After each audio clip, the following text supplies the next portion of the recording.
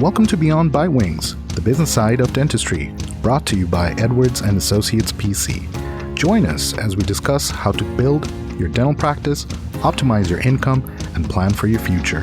This podcast is distributed with the understanding that Edwards and Associates PC is not rendering legal, accounting, or professional advice. Listeners should consult with their business advisors before acting on any of the information that is shared. At Edwards and Associates PC, our business is the business of dentistry. For help or more information, visit our website at enassociates.com.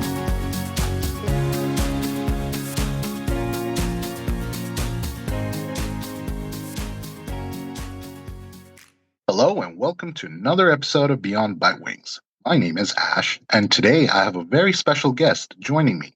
Her name is Michelle Griffin. She's the CEO of Griffin Resources.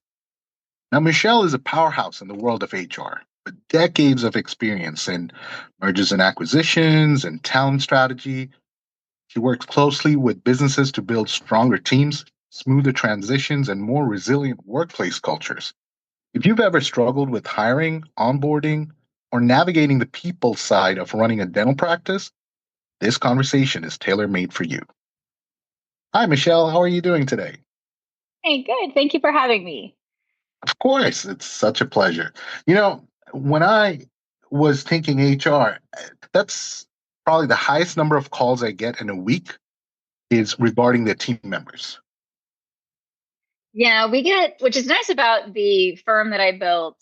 We ended up kind of staying industry agnostic. We do have quite a few in the medical industry, including doctors' offices, dentists, oncologists, and ophthalmologists, home health care. So there's a lot Medical professionals.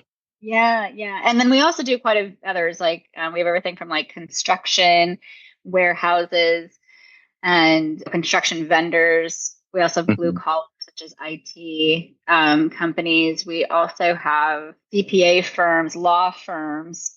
And so we pretty much, it's really kind of interesting how HR can be, it's all human behavior, which is actually what my doctorate is in, which is actually IO psychology, is the research of human capital in the workspace. So it's really kind of nice to be able to take what we know from just what might work in other industries and kind of have an outside of the box thinking in certain situations, but also even from like a tech perspective of what's needed in certain industries and kind of help them optimize and use some automation, even when it comes to like payroll processing. And a lot of times some of the smaller offices might still do things a lot with, manual processes and manual filings and things of that nature. So we've been able to kind of really be able to help, optimize some of those. So you can focus on, your patients and your practice and things like that versus, some of the other, issues with internal people issues. Yeah, people issues, right? And that's what we're going to be talking about today. So how does your HR background, let's say, give you a unique lens into the world of small businesses, particularly healthcare and dental practice? Yeah, so it was really kind of interesting. My first job in HR was at a tech company, and I started at larger companies. So that company had about 300 people when I was hired. I was the second person in HR, so two of us to run 300 people. And I was there for about 5.5 years. And by the time I left, I was the head of HR. And I ran the entire HR department for 850 employees across 10 states and 4 countries. And I left there when the company was selling, and it was obviously large enough. It did sell for about $3 billion. And I went to a smaller company that had 100 employees in one state, and that one was in residential construction. And then when I decided to go independent, I started just by myself as an independent contractor. And my very first company as a client was in mental health. And so that one did psychiatry and psychology in assisted living facilities. And so I very quickly had to learn and shift throughout different industries. And when I first started as a consultant, I thought I was going to just give advice or consult on what HR best practices are. And at that point, I was in my second year of my doctorate and I already had a master's from about 10 years prior. So I had some practical knowledge as well as higher education, all in psychology and HR. And so I thought I was going to help these businesses just kind of focus on HR when they may not have the need or even a full-time HR person. They still had it with a C-suite person. And I was very surprised that a lot of these small businesses just said, you do HR. And they gave me the keys to the castle. And they basically gave me an internal email address and said, go do the HR. And that's when I realized there was a need for small businesses to have someone performing HR that actually knew the laws and had certifications in it and things like that. And so I very quickly grew the business to help small businesses. So now I have about 85 clients and continue to expand in healthcare. And so one of the things that we've noticed with small practices is the medical industry is very unique when it comes to compliance. There's a lot of laws and regulations that are very unique to medicine and having, certain things that can come into play with medical directors and things like that. And obviously even with, different levels of, dentistry and things like that too. And so when we wanted to continue to expand, we basically just started working remote, which worked out well because of COVID. I started everything at the end of 2019 and everything we did became remote in 2020 and we got to expand everything virtually. And we were able to hire people in different states. And unfortunately or fortunately, a lot of our clients were doing the same thing and they started expanding into new markets and then hiring people from other states or across state lines or even county lines and things like that that would end up getting them into trouble because employment law is different in different counties and in different states.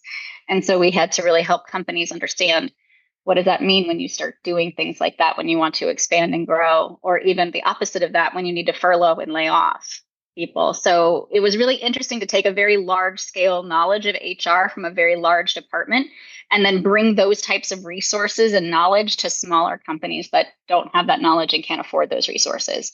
So I kind of took it from that approach, which is why I have about 40 team members now, because I basically built a very large HR department and then fraction their time to small businesses in ways that they can afford.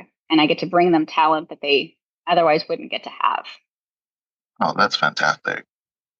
Now, can we talk a little bit about the risks of not having strong HR infrastructure? Yeah, that's a very broad question. Yeah, I would say the biggest risks is definitely going to be compliance and employment law. And I think this is one of the misconceptions about HR because most people see HR as maybe a necessary evil to keep you out of trouble, but it's kind of true in some ways. And then there's the fluffy stuff that which I call fluffy stuff, is like the HR culture and kind of making sure your team members get along and you don't have, issues and things like that with people, harassing each other or whatever might not get along in the office and changing your culture. But the biggest issue is definitely every single thing HR touches has a law around it. And I mean literally everything. So there isn't one thing HR can't touch that there isn't some kind of local or federal law. And so a really, really good HR person knows that. And our role is to basically really help the company help themselves and also walk the fine line of making sure the employees are treated fairly and taken care of. And a lot of times in corporate, HR may be seen as an advocate for the employees, which can be true, but also it really is there to, make sure that the company is taking care of themselves through compliance and then, obviously treating employees fairly and hiring properly. So a lot of times it can be anything from paperwork to, obviously onboarding documents and anything that can go wrong when, you're doing any kind of credentialing and things like that for, higher education fields, especially in medicine and things like that too. So there's a lot of things that you have to really pay attention to when it comes to continuing to retain talent that needs credentialing. And also, when you're onboarding in certain states and certain counties and things like that are required, additional training that's required. So there's a lot of areas where things can go wrong when it comes to HR. Now, would you say that's the biggest mistake you see when it comes to hiring or onboarding? Usually in medical companies, they typically know how to onboard. A lot of times it depends on the state. So we might see people not have consistent onboarding. And so you end up missing something, or you end up, making, especially most of the time credentialing goes through without a problem. But if it's an issue with, just filling out some paperwork, someone might get missed. And I've seen like workers' comp claim issues where there may be certain guidelines or safety regulations or something like that where they thought they had taken training or signed off on certain equipment use, and they hadn't done that properly, or they can't find the signed document. And then they're running into issues of, something being misused or someone being injured from misusing equipment. And then they have to kind of deal with the fallout of that when they thought they had all the properly signed documents and things like that, and they don't. So that's usually what we end up seeing, is something where they easily could have taken care of during onboarding and they can't find the documents they need at that point. The other thing I think I see myself is the misclassification of an employee. Sometimes Yes. That's like with the 1099 or W-2. Yeah, there's that. And then also salaried versus hourly.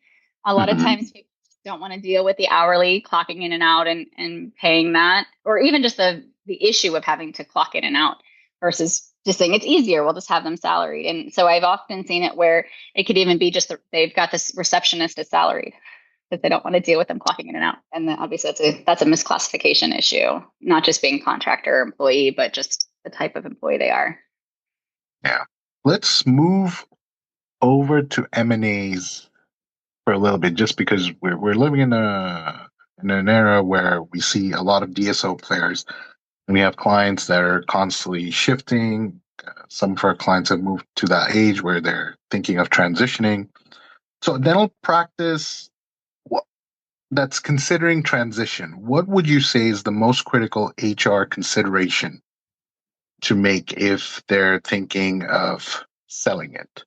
Usually at some point, if they're already a client, then we usually try to make sure that those compliance issues are taken care of and they have a lot of clean documents, clean files, and everything is up to date, so that if that's part of the evaluation is some of that risk, complete I-9s or properly completed I-9s, I should say, with backup data and stuff like that, because the buyer is usually going to be looking over some compliance risks. We've also done the other side where we'll conduct our audit for the purchasing company, and then we give them our risk evaluation from issues that we find. So typically, what some of the things that we do see is that misclassification or improper I-9s or missing I-9s, and so we've definitely seen a lot of that with some of those companies. I would say a lot of times they end up needing to look at more about the evaluation of the company because they think it's worth more than it is. And they need to be looking at what is going to contribute to the evaluation of the company from an EBITDA perspective. So we often see overhead being an issue where that could either end up as an add back, or it could be an excessive, or excessive spend of the overhead that they have. And so we've seen, some issues there. We've also caught fraud that's happened with some of our clients. We've seen this a lot, even in the medical field. Actually, I've pretty much seen it a lot in the medical field, to be honest, where there's, kind of white collar crime of accounts payable it's being funneled through. And also, essentially, the income is coming in. So patients' bills are getting paid and they're showing that the money is coming in. But as far as being able to, they'll improperly show accounts payable and then they'll siphon it off to offshore accounts. And so we've caught a few things enough to have to turn files over to the FBI. And so those are some of the things that if you really want to, I would caution entrepreneurs and business owners, especially the ones that are the practitioners that go into business and don't understand the business concepts or financial concepts or knowing how to read your financials, and even allow your AR and your AP to be conducted through an accountant and not know how to read your books and find those issues until you're kind of starting to look at what it's worth and where the cash flow is going, and it's caught in a weird way, and you have to kind of clean that up before you can, move through the M&A process. And oftentimes I think we overlook the importance of an HR audit and how important it could be, especially during a transition. Yeah, some of the other fraud that we have found is in payroll. We found it with a hospital chain where they just had too much control under one person who did all of their payroll and accounting and had authorization to do all the payables. It was more on that. I don't know if it was the actual controller, but if her title was controller, or where she was in the food chain on that. But basically what happened is we were hired by the CFO and CEO, and they wanted us to provide their payroll. And so we were working with that person to train us on payroll, and they were dragging their feet. And finally, we had to go to the higher ups to be like, you have to give us this control. And so she finally got us the information and then went on vacation internationally and is still at large. So what we had found is we made sure that this was a medical chain. So there was doctors and bonuses and medical payments and things like that there were different commission structures and things like that for patients being seen. And so all the bonuses were known and calculated, and we did all of that. And then everyone complained that they didn't get paid their bonus. And it turned out right before she left, she changed the bank account information for those bonuses to be siphoned to an offshore account. And that started the investigation where we ended up finding a little over $2 million in fraud there. Yeah, which is why the more reasons. Yeah, to keep those internal controls in place, right? Yeah, so it's like there's lots of places to hide that kind of stuff. So, obviously, I'm surprised where I've seen it. So payroll, HR, benefit payments. That was another one where someone thought that their benefits were being paid. And it does take a few months for medical, dental, or vision or life insurance and those types of providers to turn off your benefits. And instead of paying those bills, they looked like the bills were getting paid from an accounting perspective. They were getting marked off as paid. When it's large enough, those, we're talking $1 million annually on some of those bills being paid. And if you kind of just siphon that to an offshore account for a couple months, you can definitely, those are some other areas where you can start to see, you'll miss that on where that money is going and physically getting bills paid for benefits. And then it's 2 or 3 months before you're starting to see collections. And then how it was found is, obviously people start going to the doctor and they can't verify that their medical insurance is valid. This one was actually a life insurance policy that couldn't be found. So there are certain things like that end up impacting obviously everyone. And then the company has to still back pay all that. And they essentially have to pay it twice to get everything turned back on. There's a few places to find fraud. Yeah. True. And they can get very creative as well. Let's switch over to talent acquisition and retention. What are some smart strategies for attracting top clinical and admin talent in a competitive market? A lot of things that we're seeing when it comes to attracting the talent and keeping the talent are two different things, obviously. Let's start with attracting. So attracting the talent is a lot about knowing your competitive advantage. And a lot of times these dentist office or doctor's offices that we have, they're very small. I mean, we're talking people that are maybe, only a handful of people working in one location. It's very rare that we see, a chain, which we do have, but a lot of times it's just one small office and you can't be competitive like a larger company in many aspects. And so you may be able to be competitive with a salary, which is great, but you may not be able to offer the same kind of thing as, huge benefit packages and time off packages and things like that you can see in different markets and bigger companies. And so we really help companies focus on what they have to offer, which especially if it's a good culture, if there's environments where, they help each other and can cover for each other, if they are able to, focus on time off. For example, if the dentist office is just closed on Fridays and everyone has, Friday and the weekend off kind of thing versus, some where there's multiple people working. So the office is open, but you have kind of multiple shifts and things like that. So we've kind of been working with companies to really highlight what is valuable to their team members in their specific market and highlight that and be able to speak to that. A lot of times companies or these dentist office, they have these things, they just don't articulate them or know to articulate them.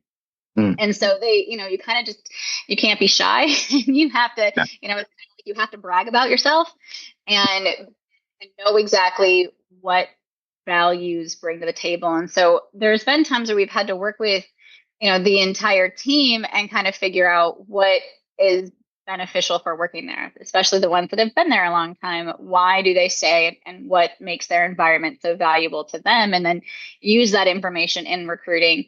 So we help them get to a point where they can articulate that. And then when it comes to retaining talent, a lot of times there's been a few things that have caused some turnover that we've seen. Some of it is they were misled about the culture or about the schedule, or there was some kind of bait and switch when it came to need. They ended up being, understaffed, or other people left and they've had to cover and cause additional work that they didn't expect or weren't needing or wanting to work and things like that. So those kinds of issues, but then also lack of training within the environment. So if they come from, needing new equipment that they maybe not have been trained on, or using new equipment, anything like that, where, they weren't supported or weren't trained on or valued in, then they tend to leave. Or it could also be a salary situation or a benefit situation where they end up leaving over, something you can't be competitive in. So we've seen those types of issues in retention. Let's see. Now, what kind of leadership traits do you see in the most successful practice owners you've worked with? A lot of times it's valuing people and treating them like people. If you are in business I would say, obviously people said be in business for the right reasons, but having, caring about your staff, treating them like people. If they need time off for a family situation, whether it be an urgent situation, they want time off for a vacation, a wedding. A lot of times I've seen, people say, oh, our business is so important and they need to be here for the business and not care about what's going to be healthy for that person, whether it be at home or mental health or work-life balance or anything like that. So there's treating people like human and valuing them. And also there's a lot of situations now with increased technology and, new opportunities out there and things like that. So people needing to upskill and train and continue to grow in their field and understand what they want for their career path, so that you can help and guide them. So if you've got someone that's starting as a receptionist or an intern or, something to that effect, that they want to, maybe they want to multitask that and going back to school and increasing their education, supporting anything like that, and knowing what they want for their career and helping them get there and trying to align that with the business goal is something that is really important. So just knowing people as people and, trying to make sure that what their goals and their needs are and applying that to your business and being flexible where you need to. So a lot of times, there's just the people that, just get pushed to the limits, and the company just basically says, well, we can't, you can't take that time off because we're busy and we need you. And it's, we have too many schedulings or bookings and that kind of thing. So those are some of the situations where we see the worst of it, is when the culture gets away from you a little bit, or you end up with an unintentional culture or some kind of toxic behavior, and you just don't treat people like people, whether it be your team members or even your clients. Yeah, sure. Yeah. Now, where can our listeners learn more about Griffin Resources or get in touch with you? Our website is amazing. So it is griffin-resources.com. There is a dash in the middle there, but it's GRIFFIN-resources.com. Awesome. Thank you so much again, Michelle, for being on our episode today. Shared some valuable information, and I'm expecting calls to be received after this episode goes live. So thank you so much again. Thank you. I appreciate it.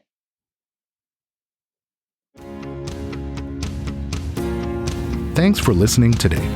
Be sure to subscribe to Beyond by Wings on your favorite podcast platform. For more information, you can follow us on Facebook, Twitter, and LinkedIn, or reach out to us on our website. You can also shoot us an email at info@eandassociates.com.